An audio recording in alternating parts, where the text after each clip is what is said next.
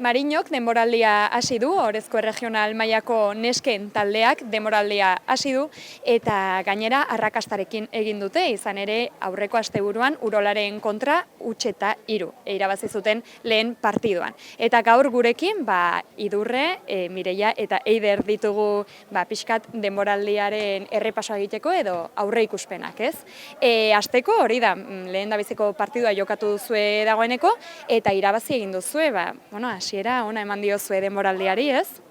Bai.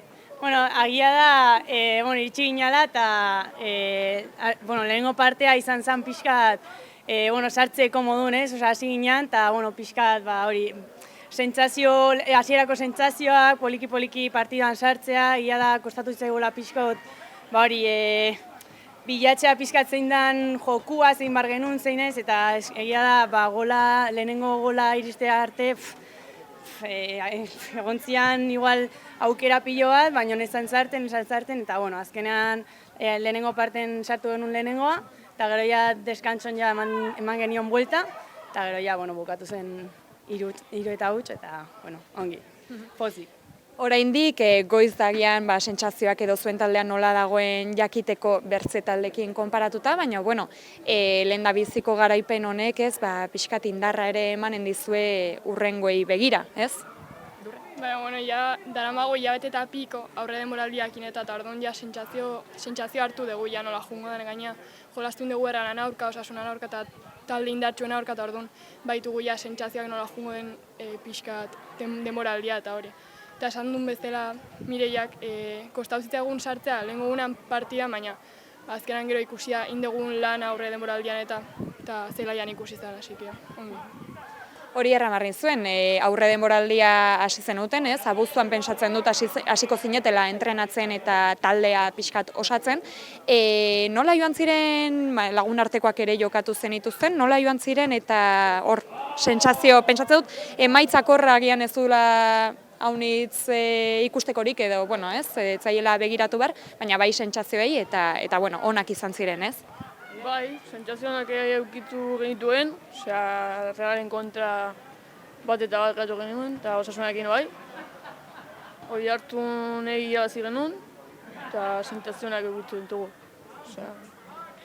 Eta zuen taldea ere ongi ikusten duzu, ez? Ez dakit jende berririk edo talde berria osatu duzuen aurten edo aurreko urtekoekin konparatuta berdin mantentzen duzuen edo nola dagoen taldea? Bai, aurreko denboraldiarekin konparatuta nahiko antzekoa da uste ez dela inor berri etorri, eta pare bat edo jundia, kasu pertsonarengatik, baina ia da taldea ja aurreko urtean ja sortu genula, pina handia egin genuen, eta nabaritzen da azkenen, ez? Jokatzeak orduan, ez da bakarrik pertsonalki ezagutzea, baizik eta nola jokatzen duen bakoitzak eta bar, baina ia da hori pixkanaka hartzen dugula, aurreko denboraldian igual jokatzeko modu ezberdina zen, eta aurten ikasten egia beste jokatzeko modu berri bat, baina pixkanaka egiten egia, eta ikasten, bakoitzetik akan gauza ezberdinetaz ikasten dugu pixkat. Egia da horrek abantaila ematen dizuela, ez? Dagoeneko ezagutzen zarete elkar eta taldea osatzeko eta gauza berriak probatzeko erranduzun moduan, garrantzitsua da, ez? Zuen bat eta bertzearen jokoa ezagutzea eta hori agian aurten abantaila izaten alda bertze taldei begiratuta edo bertze taldekin konparatuta, ez? Nik uste baietz lehen urtean izazalako gehiago prestaketa antzeko bat bezala guztiak ezagutzeko eta nola jolasten duen, adibidez nire aurran jolasten duna edo erdialdean jolasten duna, adibidez pase bat iterakoan nola erantzungo duen edo jakiteko, eta orduan ja urten nik uste prestaketa hori ja ingenula lehengo urtean, ikusteko nola jungo zen zelai barruan, eta orduan ja urten nik uste goraka jungo gehala. Eta pixka bat nola aurre ikusten duzue maila urten, hori da, agian goizegi da oraindik bertze taldeak eta ikusteko nola dauden, edo jakiteko, baina nola aurre ikusten duzue pixkat denboraldia zaila izanen da, edo nola ikusten duzue zuen burua hor barrenean? Nik uste talde gogorrak daudela, Erreala, Antiguoko, Turin, Hernani, uste dagoela, eta nik uste ondo gatuko gegala, igual aurreko urtean 7. gatu ginen, nik uste urte honetan hobeto gatuko gehala. sentsazio oso onak ditugulako. Eta, bueno, ez dakit helburuei begiratuta edo ze helburu zehatzik duzuen aurtengo denboraldirako? Bueno, egia da, beti jarri behar dela, helburu nagusien bat edo igual hasieran zure helburu nagusia da liga irabaztea eta listo, baina, egia helburu horreta iristeko onbardiala beste helburu txikiak, eta azkenean helburu horiek dira asteburu esfortzuakin, pixkanaka, irabazi, batzutan galduko gu, noski, baina egia da, helburua daudela astez-aste, esfortzua nabaritzea, entzuten den bezala beti ezin da exigitu emaitza, baizik eta esfortzua, esaten den ez dakit nolan esaldia berez, baina beti esaute hori azkenean emaitza ezin dezu exigitu, emaitza da alazar, ez dakizu zer gertatu baina esfortzua exigitu daiteke, eta nik uste ilusio handia dagoela taldean. Nik adibidez, talde honetan on naiz urte askoz, eta aurten nabaritzen dut ilusio puntu ezberdin bat, eta egia esan pozik nagoz, ikusten da, urre denboraldia izan da hilabete bateko gutxi gora bera, eta lagun arteko guztietan nabaritu da esfortzua batzutan esatezu amistosotan, izatea, nola berdin duen emaitza, igual jokatzeko modua ezberdina, baina nabaritu da nola adibidez partio batzutan galduz joan eta batean egin remontada eta olakoak ez di askotan gertatzen eta aurten askotan buelta eman dugu eta oso ondo. Egia esan sentsazioak oso onak dira. Bukatzeko zuen iritzia eskatuko dizuet edo, orain dela gutxi jakin dugu, datorren asteburutik aurrera, epaile laguntzaileak izanen dituzuela zuen partidotan zuen mailan, ez?